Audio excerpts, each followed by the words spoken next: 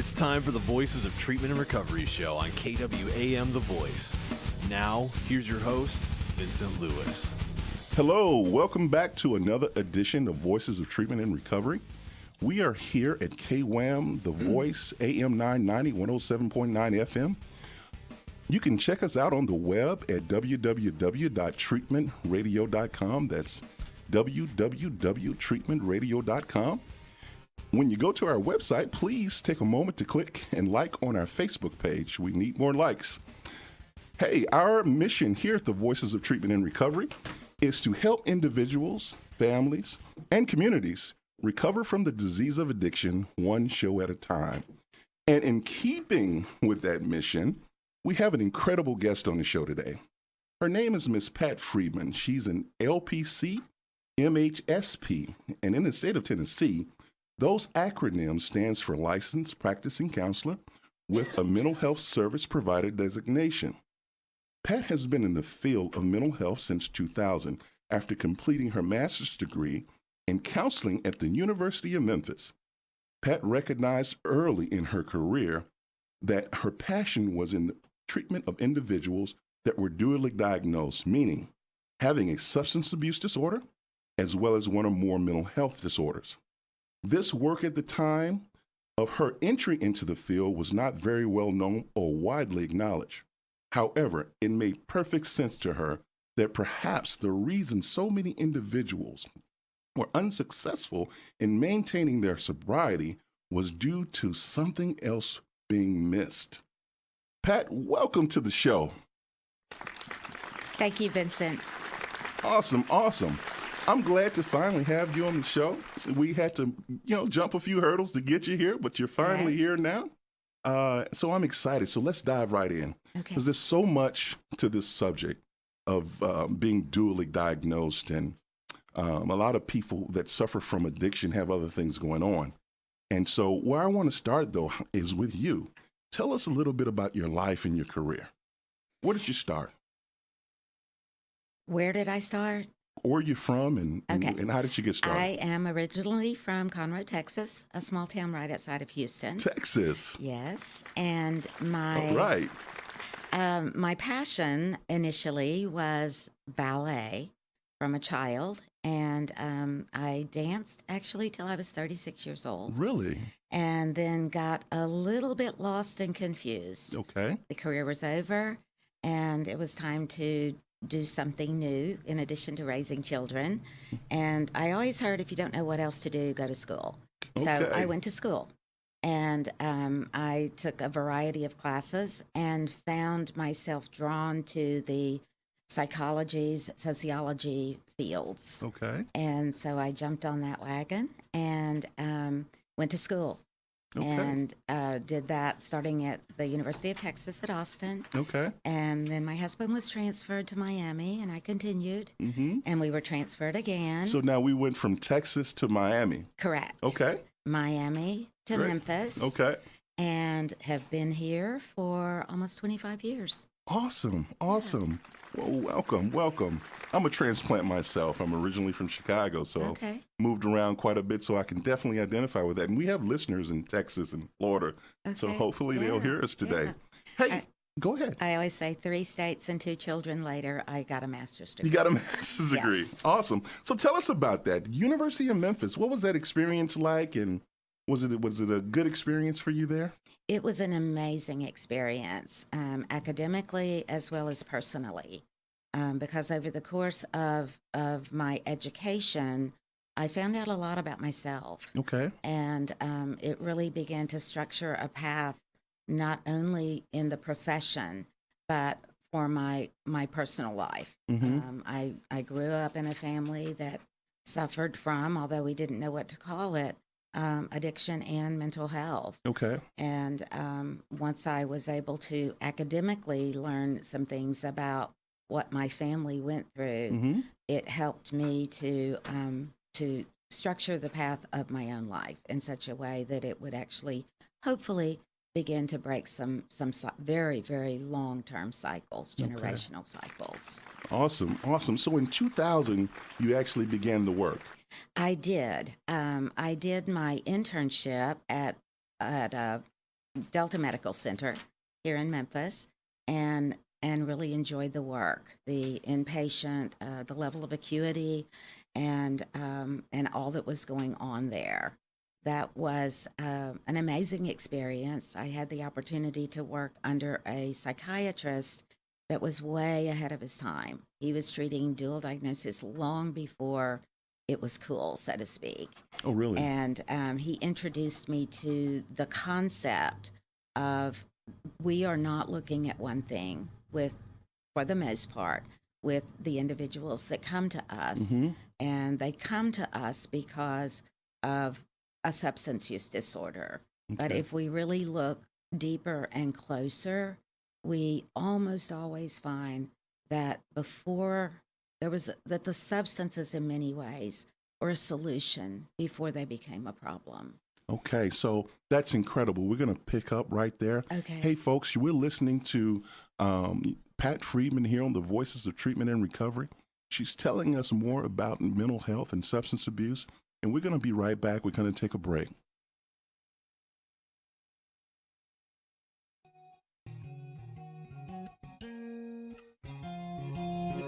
This world can take and leave me nothing but a heartbreak. But I will not be broken. Let them shake the ground that I'm standing on. And if I lose control, I still will say it is well, it is well. Seacrest Recovery Center is a unique addiction treatment program that offers affordable outpatient and intensive outpatient services. Their founder really knows how you feel because he himself is in a long-term recovery and has found a passion in delivering the best treatment to those seeking freedom from their own addictions. At Seacrest Recovery Center, you can rest assured that your loved one will be provided top-notch care from their qualified team of professionals. Seacrest Recovery Center is located in South Florida and utilizes both traditional and holistic therapies in their comprehensive approach to treating your loved one. This is not a cookie-cutter approach. You'll receive a treatment plan that is customized solely for your issues and specific situation. The decision is now. Seacrest Recovery Center. Visit them today at seacrestrecoverycenter.com.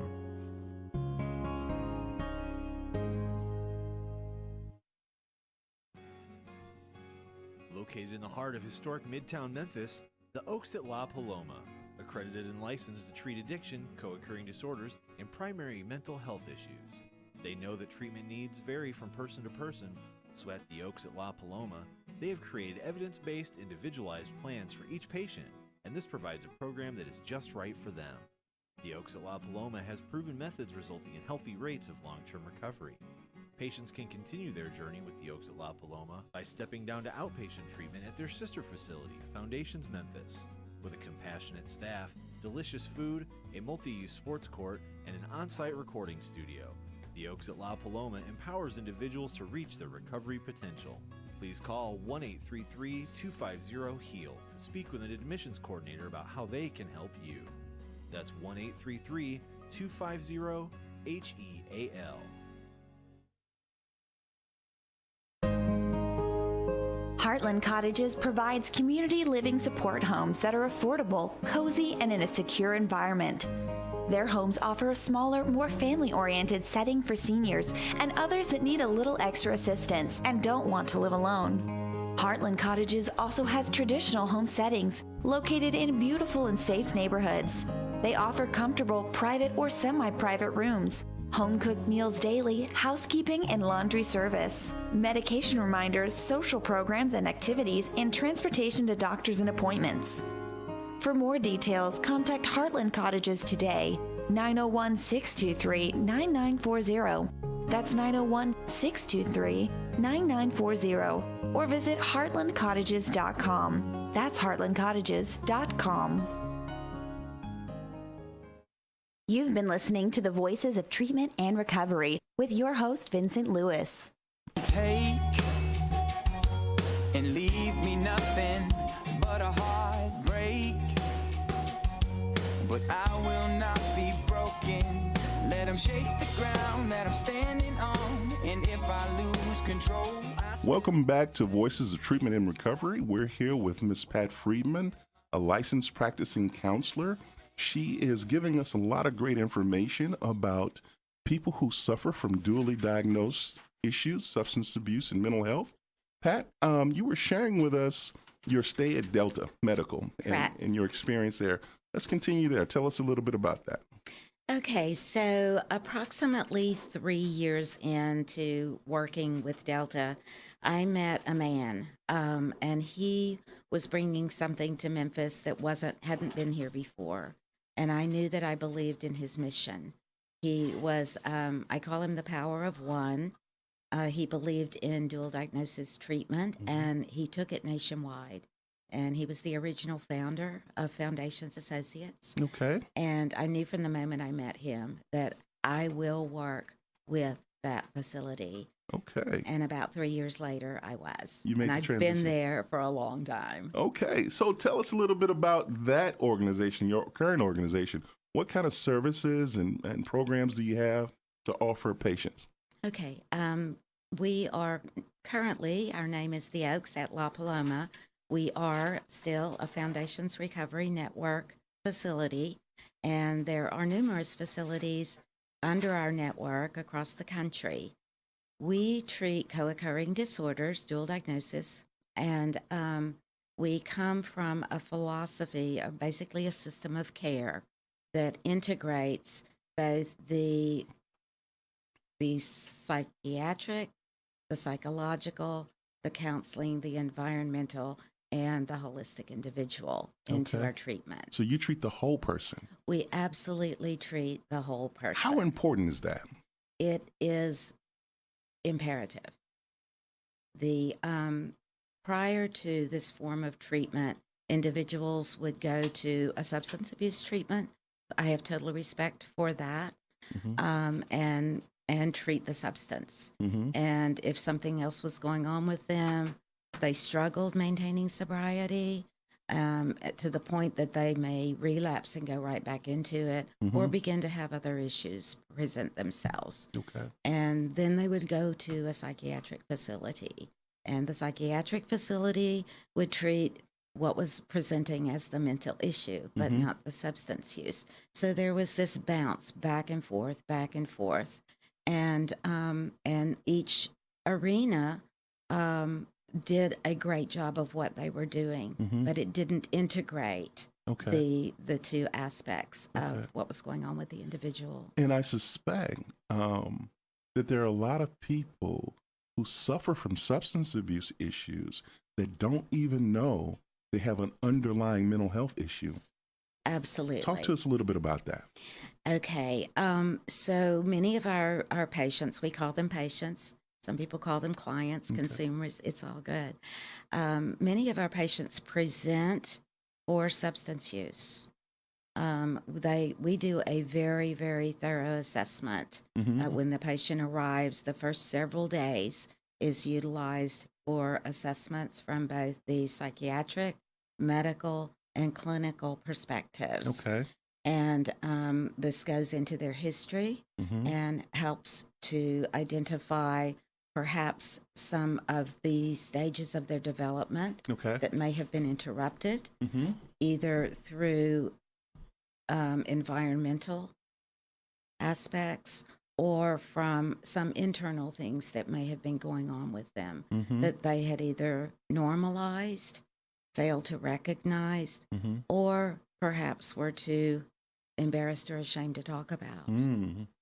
So we begin to formulate a plan of treatment, and including if they need a medication for perhaps a mood disorder or an anxiety disorder, then we will initiate the medication. Many of our patients, when they arrive, they have been diagnosed already. Okay. Some of them have not.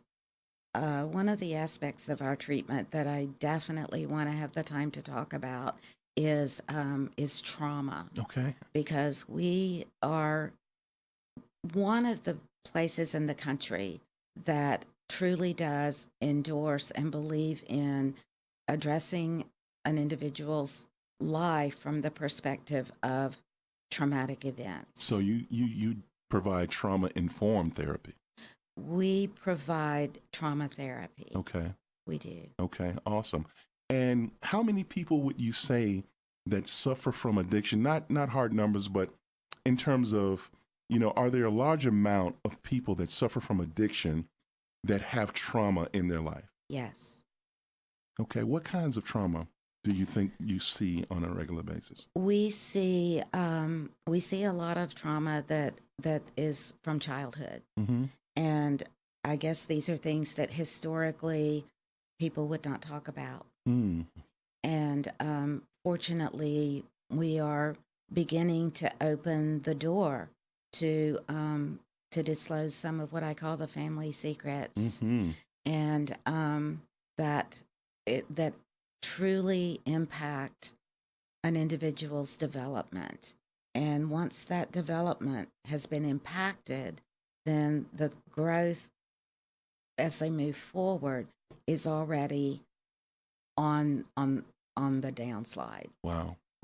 I had someone else on the show talking about this a little bit, and how violence, being exposed to violence at a very early age, like so many of our kids are now, can contribute to traumatizing them.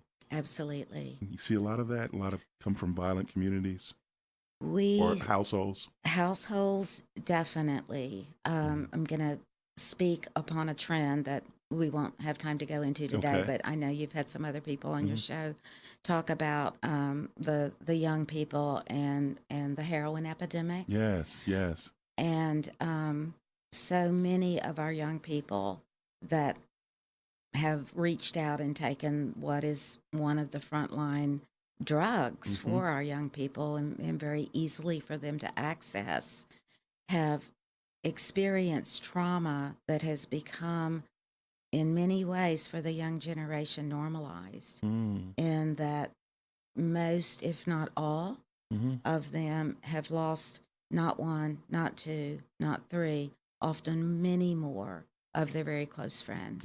Yes. And it is not unusual that they have been present when their friend overdosed or when their friend died or was found dead. Many of our young people have been resuscitated. Wow. Numerous times. Wow. So you see a lot of patients like that at your facility? Yes, we do. And so seeing that kind of thing, they really need to get help for that above and beyond the treatment, the addiction treatment. Yes, they do. Okay. Well, we are very, very serious about this opioid crisis. All addiction. Addiction has been a problem in America for a long time, but the number of kids that are dying today is unprecedented. What would you say the percentage of people you see coming in for that reason at your facility? I will say that it's going to depend on the age bracket. Okay. Are you seeing younger people or older we people are, with it? We treat adults only, Mm-hmm. and that's 18 and above. Okay. If we are looking at the population of 18 to 25, Mm-hmm. probably half or more Wow. would be there for heroin. Mm. Many of our young people have never taken a pain pill. Mm-hmm. And I know that we all believe that this epidemic started with the opioid pain. Yeah, the pills. overprescribing of medication is what we hear, Right. but a lot of people they didn't enter it that way. They did not. What are you seeing? We're seeing our young people now that totally skipped the pills because heroin was available, Mm-hmm. and their friends were already into the heroin. Okay. So that's often the very first thing they ever try. Some of our patients had never smoked a cigarette and had never had a beer. Really? Heroin Really? was the very first drug. And what I understand about your facility is that you treat people from all over the country. They literally fly in. Yes. Wow. Tell us, so Is there any particular region of the country you see more people from? We see people from all over the United States, and there's a reason for that. Mm-hmm. One is because of our dual diagnosis co-occurring Okay. mode of treatment, Mm-hmm. and that's hard to find. Okay.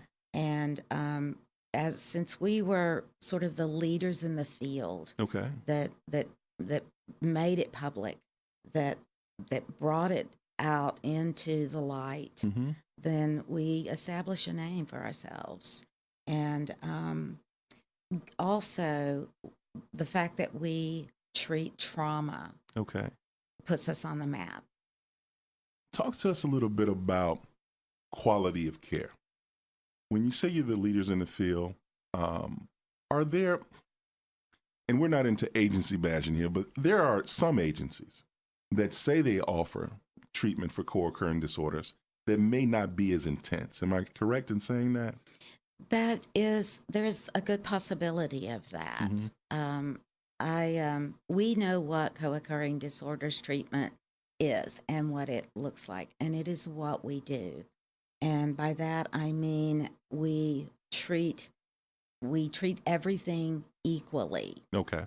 So when a patient comes into our care and we've done the assessment on them to determine, what are the issues, what's going on, then we have tracts, and we actually treat individuals that don't have a substance use disorder. Oh, really? And Just yes, purely for the mental health correct, side of it. correct. Okay. Okay. And some of That's our good to know.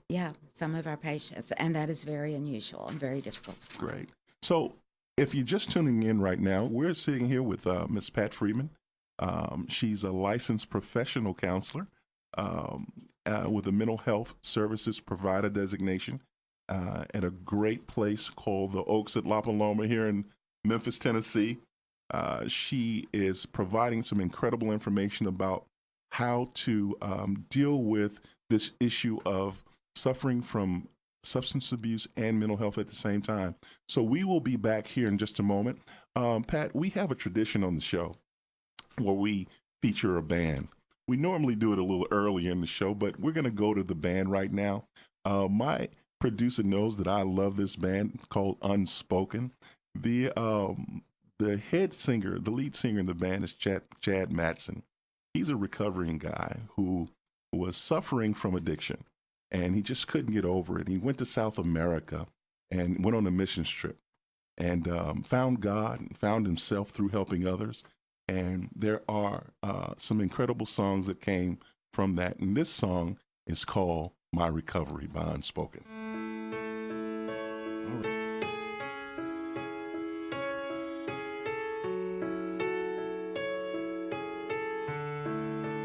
There was a light that found me in darkness, failing and hopeless, barely alive. And for the first time, I saw your perfection in my reflection, there in your eyes. My feet are on the ground, my heart is beating now. Your love has shown me how to live. You're my recovery, changing who I was to who I'm meant to be, healing all that's broken as you wash me clean. Oh, you set me free. You're my recovery. And this is the day that I'm starting over. I'm taking it slower, one step at a time, and narrow the way. But you're here to guide me. Your spirit's inside me, and it's changing my mind. My feet are on the ground, my heart is beating now. Your love has shown me how to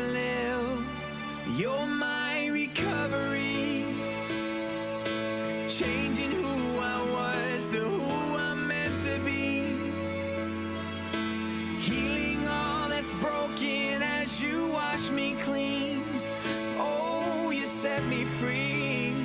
You're my recovery. You're my recovery.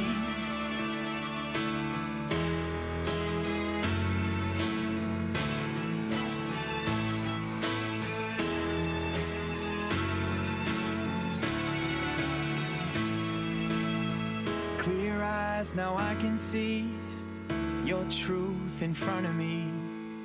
I am and always will be loved. My feet are on the ground. My heart is beating now. Your love has shown me how to live. You're my recovery, changing who I was to who I'm meant to be. Who I'm meant to be, healing all that's broken as you wash me clean. Oh, you set me free. You're my recovery. You're my recovery. You're my recovery.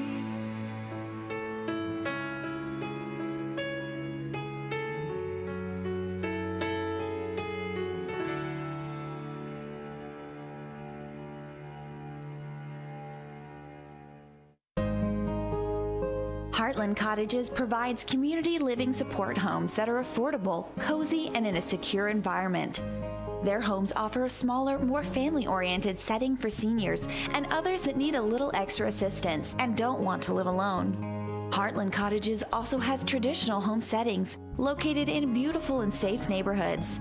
They offer comfortable private or semi-private rooms, home-cooked meals daily, housekeeping and laundry service, medication reminders, social programs and activities, and transportation to doctors and appointments. For more details, contact Heartland Cottages today, 901-623-9940. That's 901-623-9940. Or visit heartlandcottages.com. That's heartlandcottages.com.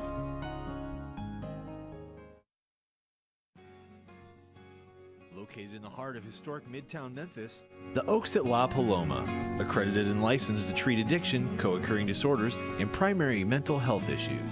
They know that treatment needs vary from person to person, so at the Oaks at La Paloma, they have created evidence-based, individualized plans for each patient, and this provides a program that is just right for them. The Oaks at La Paloma has proven methods resulting in healthy rates of long-term recovery. Patients can continue their journey with the Oaks at La Paloma by stepping down to outpatient treatment at their sister facility, Foundations Memphis. With a compassionate staff, delicious food, a multi-use sports court, and an on-site recording studio, the Oaks at La Paloma empowers individuals to reach their recovery potential. Please call 1-833-250-HEAL to speak with an admissions coordinator about how they can help you. That's 1-833-250-HEAL.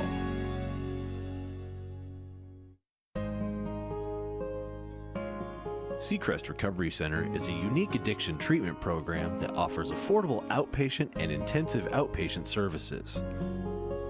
Their founder really knows how you feel because he himself is in a long-term recovery and has found a passion in delivering the best treatment to those seeking freedom from their own addictions. At Seacrest Recovery Center, you can rest assured that your loved one will be provided top-notch care from their qualified team of professionals. Seacrest Recovery Center is located in South Florida and utilizes both traditional and holistic therapies in their comprehensive approach to treating your loved one. This is not a cookie-cutter approach. You'll receive a treatment plan that is customized solely for your issues and specific situation. The decision is now. Seacrest Recovery Center. Visit them today at seacrestrecoverycenter.com.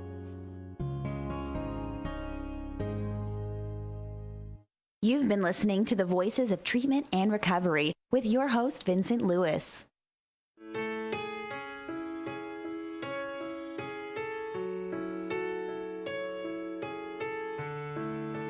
There was a light that found me in darkness, failing and hopeless, barely alive.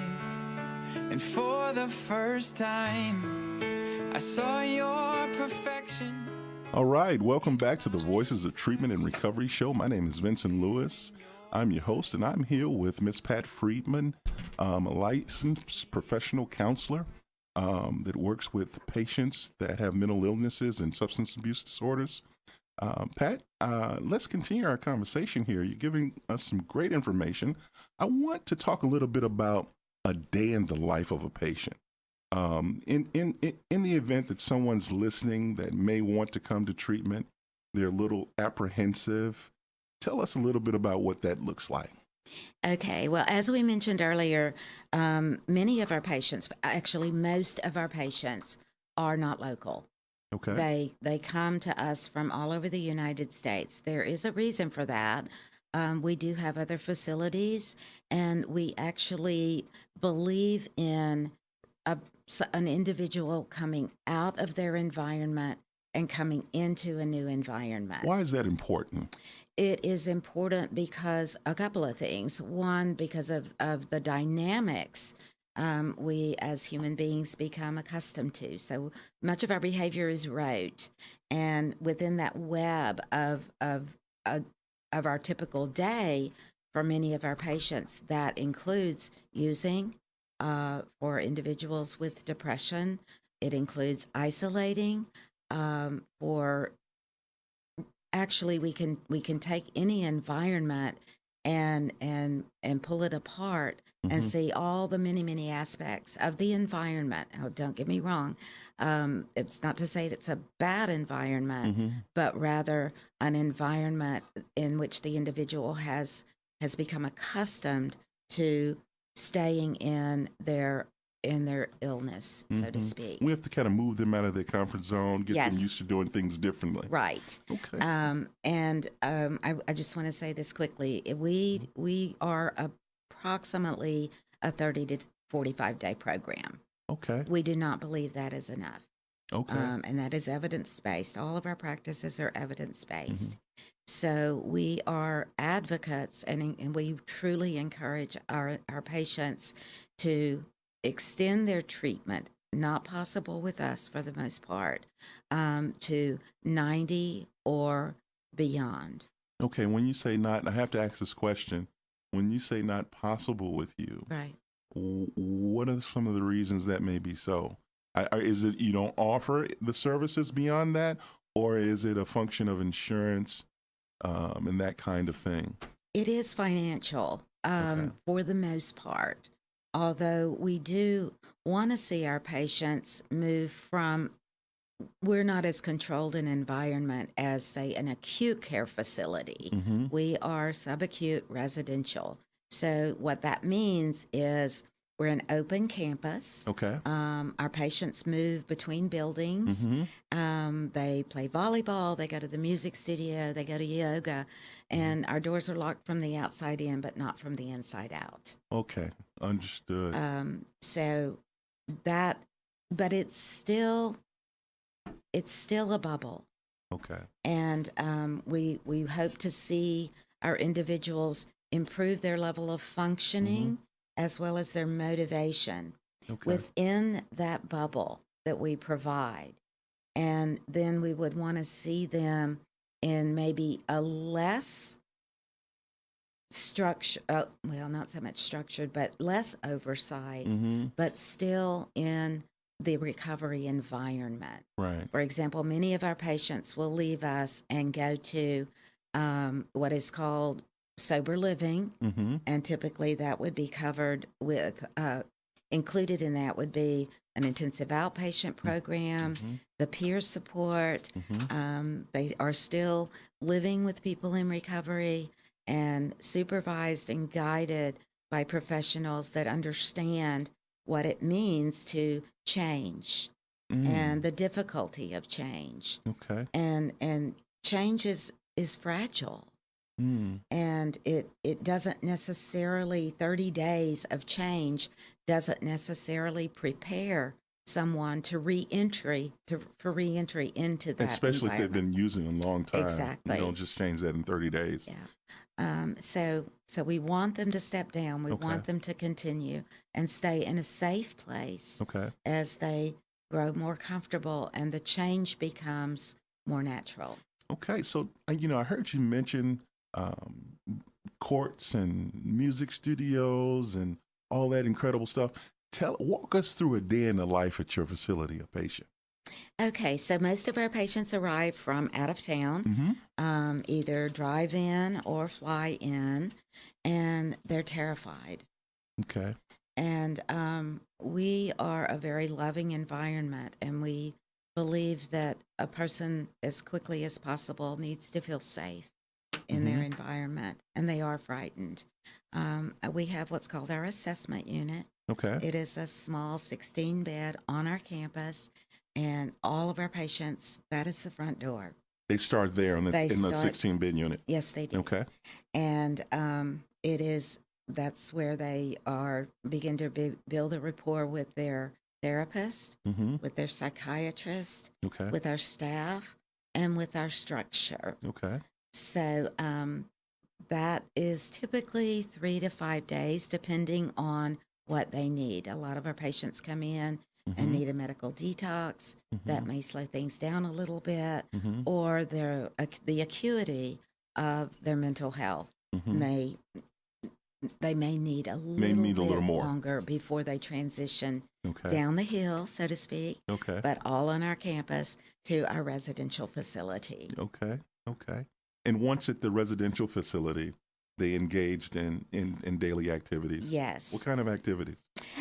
So we function from what we call a system of care. And our system of care has 7 basic ingredients. And each day speaks to a different ingredient. Okay. And their days are long. I sometimes do not know how they do it. And some of them still have to start slow and build up. I totally understand that. So motivational interviewing is our foundation. Okay. And that is an approach that means that we meet the patient right where they are. Okay. Some of our patients arrive and they do not want to be there. They do not believe that they need to be there. Okay. And they have that right to be right where they are. Okay. The stages of change are included in what's called motivational interviewing. And it begins at what's called pre-contemplative. And that means to the individual, they don't see a problem. And moves towards contemplation, preparation. And the beauty of this method is in the environment, an individual that did not want to or did not believe that they wanted to be there, that they needed to be there, all of a sudden wants to be there. Really? Yes. Okay. And they may not want to be there for exactly what we sell, Right. so to speak, but they want to be there because they are loved, they are accepted, they are not alone. Okay.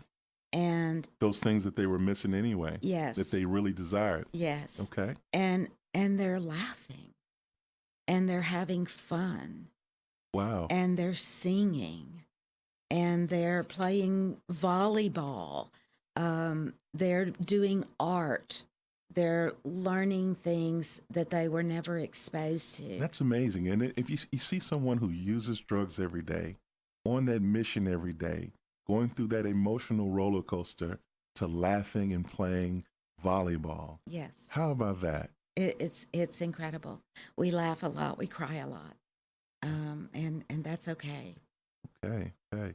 Tell me this about your patients. Medication. Yes. I want to touch on that for a moment. Okay, briefly.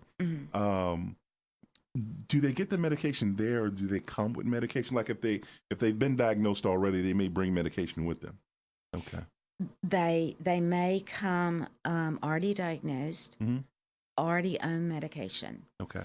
We have, and this is something that I am extremely proud of, and it makes us unique. We have a psychiatric department. Okay. And we have our medical director, Dr. Troutman, and then we have 3 other psychiatrists or psychiatric nurse practitioners on site, on staff. And that is that is what we consider. So they're true well drug. taken care of Yes. in that regard. Okay. In addition to that, to the psychiatrists that are going to identify the medication needs, we educate around not only substance abuse, far from not only substance abuse. We educate around mental illnesses. We educate around co-occurring disorders. What does that mean to have disorders that overlap? Basically, what that would mean is that we have symptoms of an illness going on that are hidden, perhaps, by the substance use. Can you share with us an example of some of those illnesses, what they may be? The underlying, Some of the underlying. certainly. Sure. So we have clusters. We have the mood disorder cluster, and primarily we would be looking at the depression continuum, Okay. and or the bipolar continuum. Okay. Bipolar, the old name manic depressive, where there are elevated moods as well as deeply depressed moods. Okay. We also have a cluster of anxiety disorders. Some of those may include panic disorder, generalized anxiety disorder, OCD, any of the phobias, and those are debilitating. And these can be the primary reason for continuous relapse. It may not be the substance itself. Often, is that what you yes, find? Okay. yes. If we really help an individual explore, perhaps say a relapse, we want to look at the emotional factors that came before picking up that drink or drug, and they are almost always there. Wow.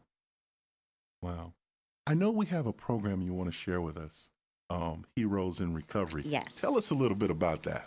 Okay, so this is it's a movement, and it's a movement that sprouted from the Foundation's Recovery Network, and it's nationwide, and it's called Heroes in Recovery.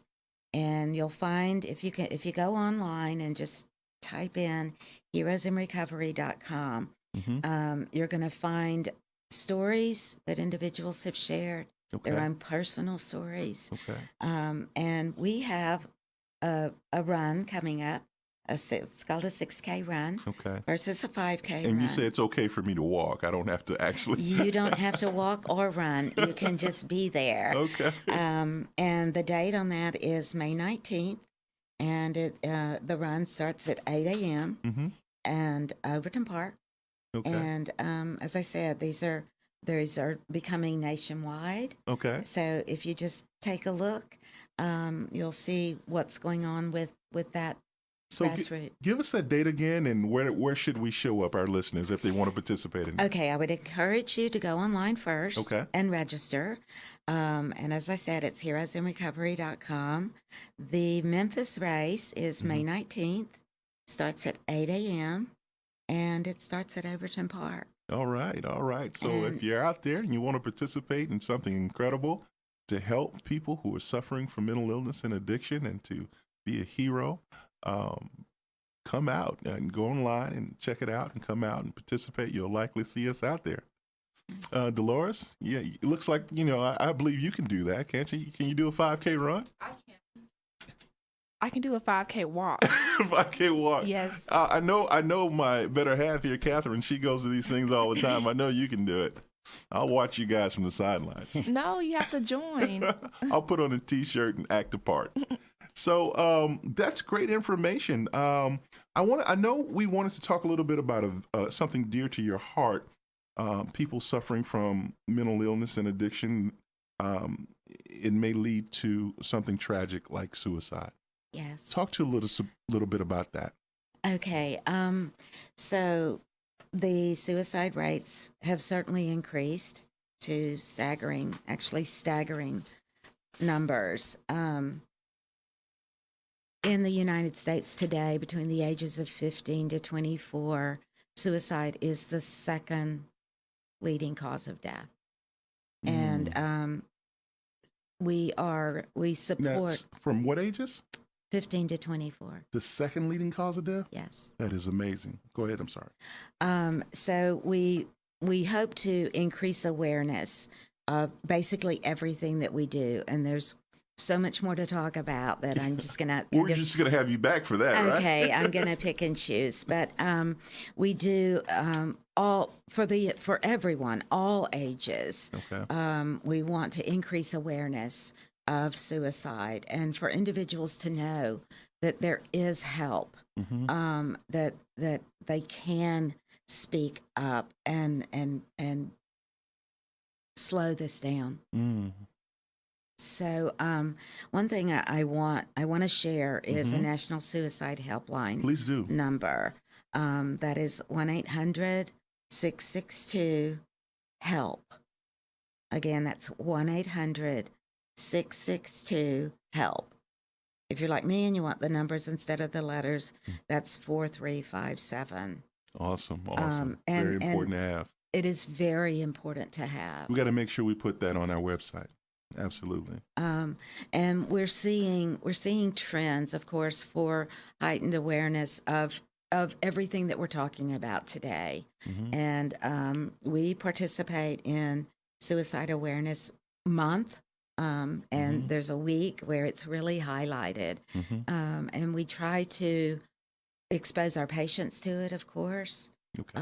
The young people's movement is beautiful and unbelievable. It is. So I would really ask you that you go to the SAMHSA website, SAMHSA, and take a look at what is going on, not only during the Suicide Awareness Month, but during the Mental Health Awareness Month. Okay. And see the activities that are out there, and tune in to some of the YouTube sites that are where we see young people engaging in concerts that are destined to reach other young people to say, don't do it. Absolutely. Don't do it.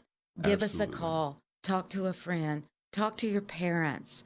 And that's something that we really want to encourage is open communication within the family system. It's very important. That is where it starts. Indeed. Ms. Friedman, we really, really, really appreciate that information. We're going to take another break right now. We're going to go into our commercial, and we'll be right back, and we'll have our closing thoughts, okay? There was a light that found me in darkness, failing and hopeless, barely alive. And for the first time, I saw your perfection. Seacrest Recovery Center is a unique addiction treatment program that offers affordable outpatient and intensive outpatient services. Their founder really knows how you feel because he himself is in a long-term recovery and has found a passion in delivering the best treatment to those seeking freedom from their own addictions. At Seacrest Recovery Center, you can rest assured that your loved one will be provided top-notch care from their qualified team of professionals. Seacrest Recovery Center is located in South Florida and utilizes both traditional and holistic therapies in their comprehensive approach to treating your loved one. This is not a cookie-cutter approach. You'll receive a treatment plan that is customized solely for your issues and specific situation. The decision is now. Seacrest Recovery Center. Visit them today at seacrestrecoverycenter.com.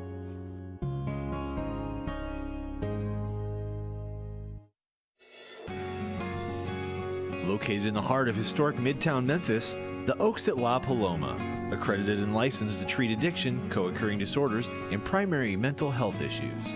They know that treatment needs vary from person to person, so at the Oaks at La Paloma, they have created evidence-based, individualized plans for each patient, and this provides a program that is just right for them. The Oaks at La Paloma has proven methods resulting in healthy rates of long-term recovery. Patients can continue their journey with the Oaks at La Paloma by stepping down to outpatient treatment at their sister facility, Foundations Memphis. With a compassionate staff, delicious food, a multi-use sports court, and an on-site recording studio, the Oaks at La Paloma empowers individuals to reach their recovery potential. Please call 1-833-250-HEAL to speak with an admissions coordinator about how they can help you. That's 1-833-250-HEAL. Heartland Cottages. My feet are on the ground. My heart is beating now. All right. Welcome back to the Voice Recovery Show. Coming to the end of another edition of our show. We've had an incredible experience here today with Miss Pat Friedman, a licensed professional counselor who shared some incredible information with us about addiction and mental illness and suicide prevention. We really had a great time, Ms. Friedman. We hope that you come back soon. Well, I'm going to have to because I have at least 2 more hours of things I'd like to share. All right, absolutely. So that's it. That's a commitment. We're going to get her back on the show. You got it. Thank you very much. We hope to have you back soon. God bless you. God bless your work, okay? Thank you, Vincent. Everyone, thank you for listening today to another edition of the Voices of Treatment and Recovery. And of course, as usual, I'd like to thank my incredible team, Catherine Lewis and D-Lo from Detroit, Dolores, my producer. We've had a great time today in the studio. I hope that you continue listening. Follow us on Facebook and come to our website at treatmentradio.com. God bless you, and we'll see you next week. Running over, I'm taking it slower, one step at a time, and narrow the way. But you're here to guide me. Your spirit's inside me, Incredible. and it's changing my mind. My feet are on the ground. My heart is beating now. Your love has shown me how to live. You're my recovery, changing who I was to who I'm meant to be. Healing all that's broken as you wash me clean. Oh, you set me free. You're my recovery. You're my recovery.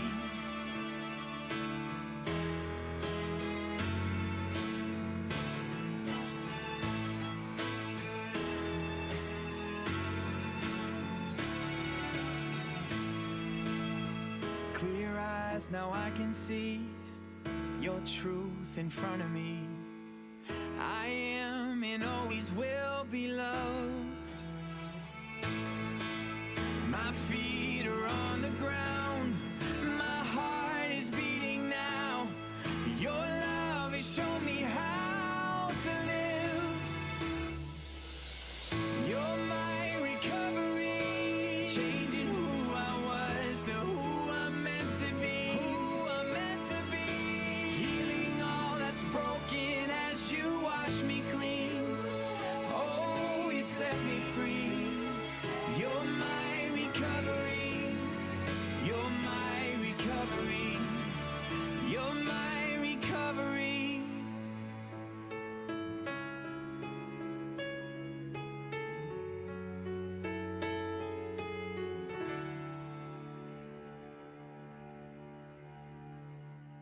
KWAM, now on FM 107.9 and AM 990. The following program is a paid presentation.